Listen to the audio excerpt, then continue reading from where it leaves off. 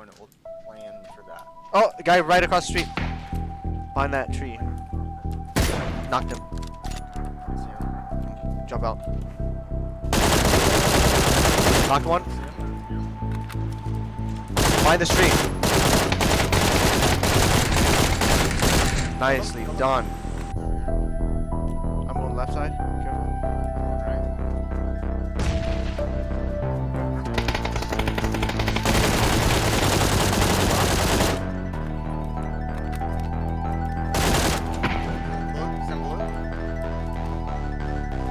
I got him headshot.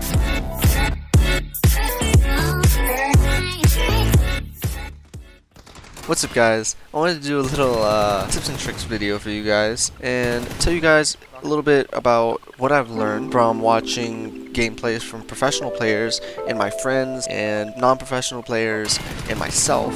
What I've learned: every game is going to have desync, every game is going to have Pika's advantage, no game is going to be perfect. So what can players do to become better? How can they get around these imperfections of the game to still be able to dominate? Now, pro players are a lot faster. They're really fast. You can still get screwed over, of course. Many streamers have. You know, they'll start shooting and the guy turns around and just destroys them or whatever. Now, of course, this could be many reasons.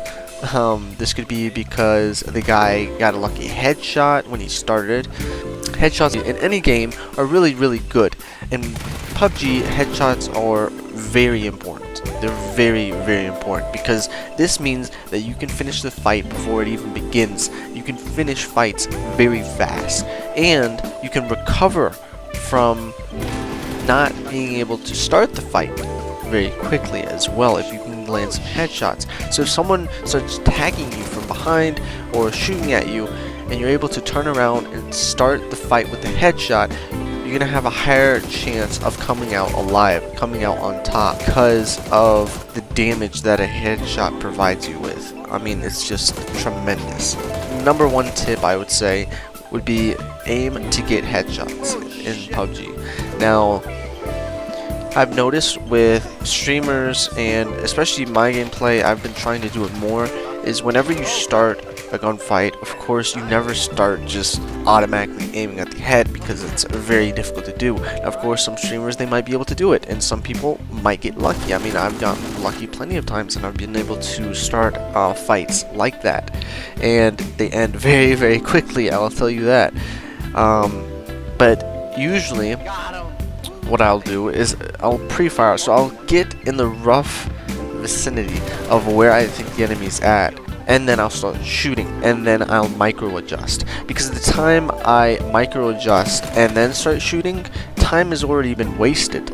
So what you need to do is you need to get as close as possible, as fast as possible to the enemy, and then you scope in, you start shooting simultaneously. So you scope in and start shooting, and then you micro adjust for that headshot. Now, of course, sometimes, usually what happens is I will, turn to the enemy, I'll scope in, start shooting, and I'll be shooting his chest, and then 2 shots or 3 shots in, I will start micro adjusting to his head. Now, this is something that's very difficult. You need to be able to control recoil to begin with, and of course this becomes way easier with attachments, and it depends on what weapon you're going to be using as well. But usually, if you start shooting at the chest, the weapon will go upwards toward his head. So that's something I'd recommend. Also, when you're using snipers, snipers are very tricky within this game. They're not like in other games, because first of all, scoping is a lot slower. So it takes a little bit of time. So it's not instant, in other words. So whenever you're scoping and doing these kind of things, you kind of have to know exactly where the guy's at. You can't. It's a little trickier to drag scope. Like, of course, you're gonna be drag scoping, of course, but it's gonna take more time because now you have to wait to get into the scope. Then you have to see the enemy, and then you have to drag scope to the enemy and shoot. Right? But in other games such as Black Squad, the scoping is almost instant. So I just scope in instantly, drag, and then shoot. The time between me scoping and shooting, going back into cover, is a lot faster.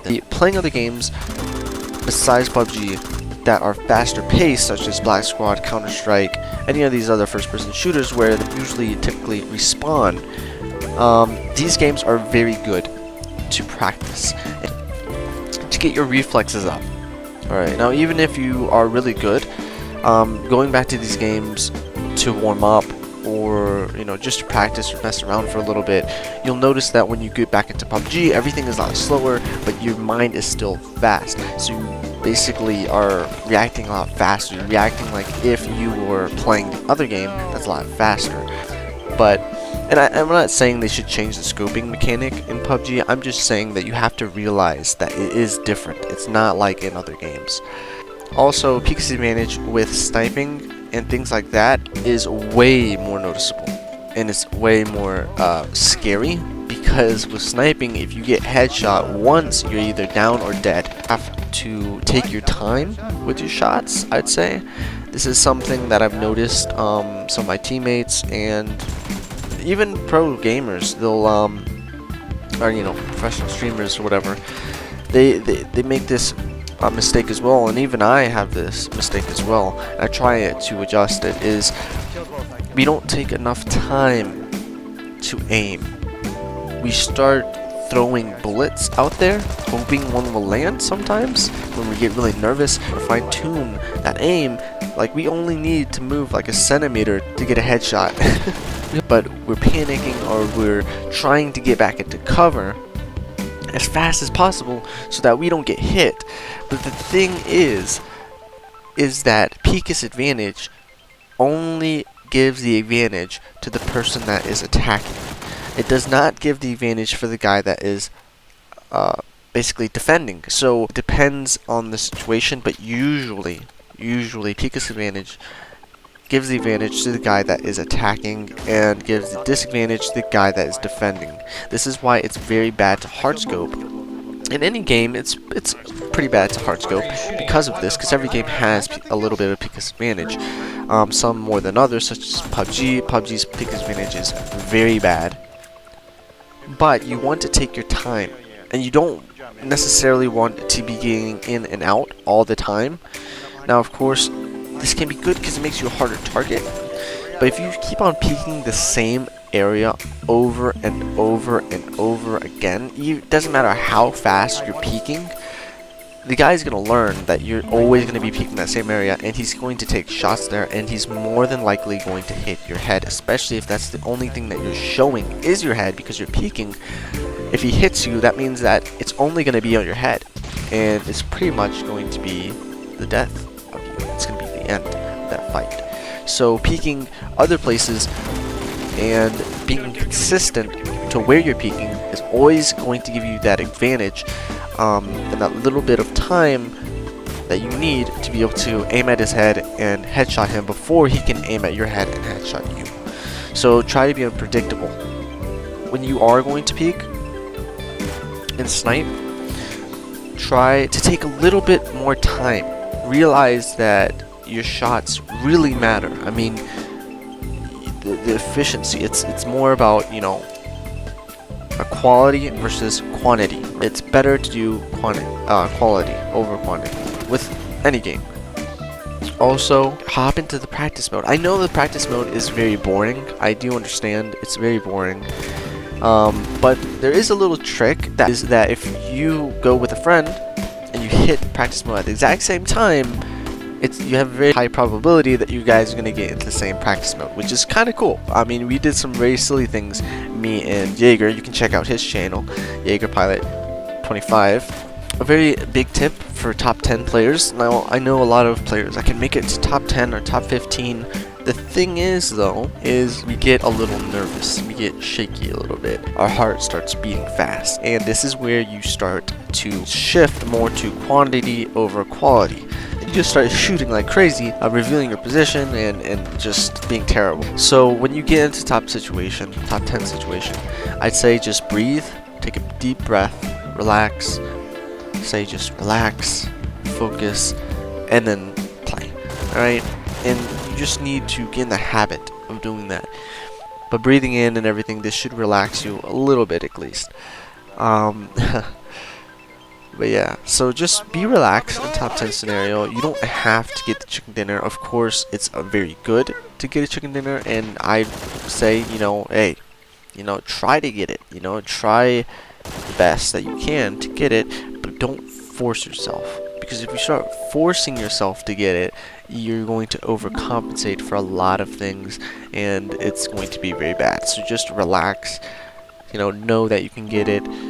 Just play like if you're playing against 50, if there's still like 50 alive or 70 alive. Just think about it like that, But, obviously, be strategic and understand that there is only 10 alive, meaning you do have to be a little bit wary about shooting, because then everyone's going to know your position. Now, especially when it gets to top 5. When you get down to top 5, you just basically you want to let the other guys kill each other. Right? The top 5, it doesn't matter how many kills you have. If you have 15 kills, you're feeling like a boss, whatever. Your top 5, these are basically, it's filtered down to the best players. Alright? Now, top 10, I'd say, are really good players. Very, very good players. But, I mean, I have gone to top 10 without killing anyone before, so I would say it's like the best players. But top 5 are pretty much the best players. These are the players that are ridiculous.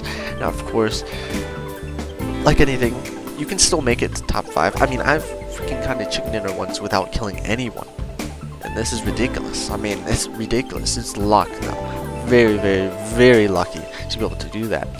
But basically, top 5 usually are the best players. These guys usually have either really good PCs, they play a lot, they're really good at other games, they're very good at PUBG, obviously. So these guys, you just really want to catch the last guy off guard, and you want to hope that you kind of want to position yourself in an area that's secure, and hope that you get next zone, and you want to basically not rush anything. You want to stand your ground and listen and be very patient. Patience is key to top 5.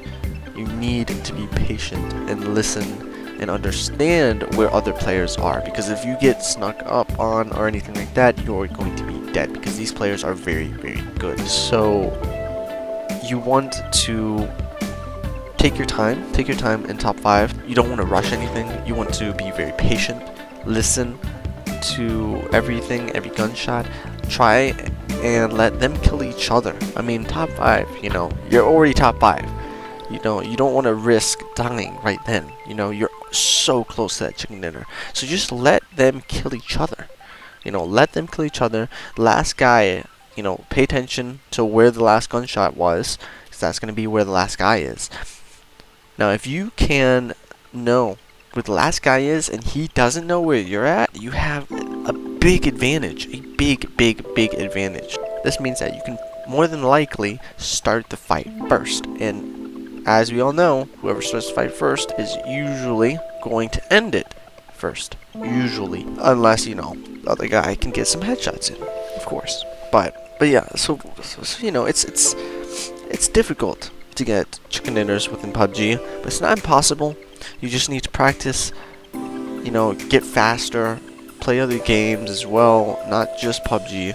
The other games will help you realize how fast you can actually become. I feel like, of course you're going to want to play PUBG, because you can't replicate the mechanics of PUBG. You can only do it by playing PUBG. So if you honestly want to get good at just PUBG, then you can play just PUBG and get really, really good at it. But it will take time. It will take a lot of time and a lot of practice. But just play with friends. Find friends. I mean, I found a bunch of really good players, and one of my best friends, just by playing PUBG, going into random squads and things like that. I wouldn't recommend, if you want to get really good at PUBG, I wouldn't necessarily recommend going into random squads.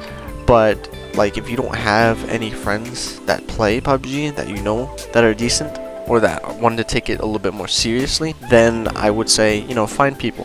Go play at random squads. Find people that you like, that can play, that want to play it a little bit more seriously, and play with them. Do squads, do duos, do these things. It's probably better to do duo and squads than it is solo, just because you don't die instantly. You get knocked, and when you get knocked, you can get revived, and you can keep on playing, and things like that. In a solo, if you die, you're dead, right? There's no coming back from it. And basically, the time that you have to wait to get into another match is a lot greater than the time usually that you can get revived. Not always, but so you can basically learn faster within squads and duo. But anyways, if you guys enjoyed the video, please hit the like button, and if you want to watch more videos like this, hit the subscribe button. And thanks for watching.